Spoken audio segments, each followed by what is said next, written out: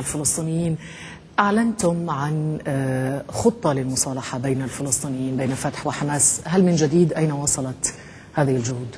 هم الإخوة الفلسطينيين الاتصال بينهم عبر مصر والطريقة المباشرة مستمرة، وأنا يعني أتصور أنهم قطعوا شوطا كبيرا في هذا المجال ويحترمون بعضهم البعض. هناك بعض التفاصيل الخاصة بالانتخابات والحكومة الفلسطينية المؤقتة لإجراء الانتخابات ولجنة الانتخابات. الاتفاق على الأصول تم كله، ليس هناك اختلاف على المبادئ والأصول. من ضرورة أن يراعي كل طرف الآخر وأن يلتحم الكل الأجزاء ببعضها البعض، وأن تصبح الأرض متصلة ومتواصلة وكذلك الإرادة، وأن يعين بعضهم البعض وأن لا يهاجموا بعضهم البعض إعلاميا ولا غير ذلك.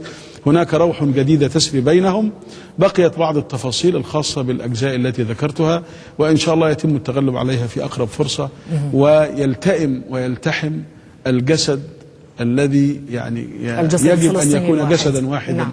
الجسد الفلسطيني. طيب، العلاقة مع إسرائيل كيف تصفها؟ علاقة مصر بإسرائيل اليوم، ماذا لو قرر مسؤولون الرئيس الإسرائيلي